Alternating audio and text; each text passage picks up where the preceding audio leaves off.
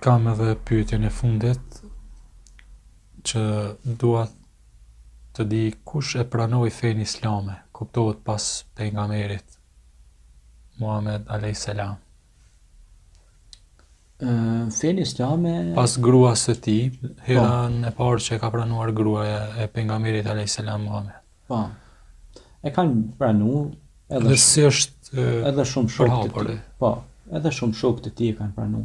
Ebu Bekri për shemb ka qenë gjithmonë besnik ndaj Resulullahit sallallahu alaihi wasallam, për të parëve që ka pranuar fenë islame, domethënë që është quajtur Sidik, i sinqerti, i drejtë sepse ka pranuar. Ai nuk e ka në diskutim fjalën e Resulullahit, se ka ditë që Resulullahit i ka ardhur shpallja pe Xhebrail Aminit, edhe i ka ardhur në shpellën Hira, dhe pastaj islamin kanë filluar me pranu edhe kombe të tjera, popull të tjerë. Pejgamberi ju ka dërguar edhe letra ftesë me pranu islamin perandorive të hershme, perandorisë së Persisë, perandorisë Abisinisë, gjitha perandorive që kanë pas koha atëherë, Bizantit pashtu Herakliut i ka dërguar, e kështu me radhë, pra ju ka dërguar gjithve letra për me pranu këtë besim të pastër. Disa kanë pranu me kohë, disa kanë pranu mbrapa, disa kanë vdekje se kanë pranu, po Islami pastaj ka çu dhe ambasador në vende të ndryshme. Për shembull Muadh ibn Jabelin, siç e përmendëm më herët në fjalim, e ka çu në Yemen. Disa komandant të ndryshëm si Halid ibn Velidin, edhe komandant të ndryshëm kanë shku, kanë përhap fenë edhe nëpër qytetet e tjera, nëpër vende të tjera. Pastaj edhe perandorive kanë çu si korrier, si thon tash na posta tash, si çan ftesa të ndryshme, edhe aty kanë lindë edhe fillet e diplomacisë islame, diplomacia ndërkombëtare që është quajtur.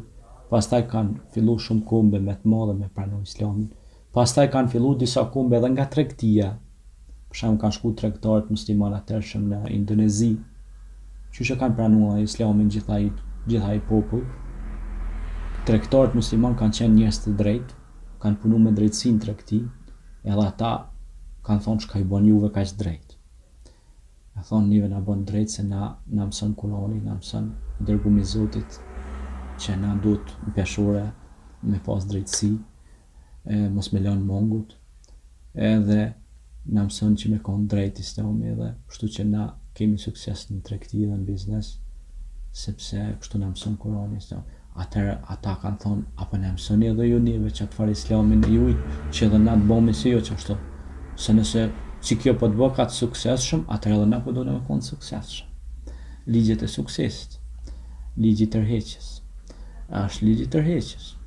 Ata pra e aplikun ligjin e tërheqjes në atë farë zamani, në atë farë kohë, se këta studiusit e mëdhaj po tregojnë për ligjin e tërheqjes, por realisht ligji i tërheqjes ekziston edhe më herët.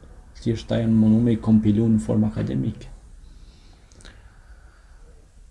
Shumë faleminderit Hoxh për shpjegimet dhe për përgjigjet e pyetjeve të dhëna.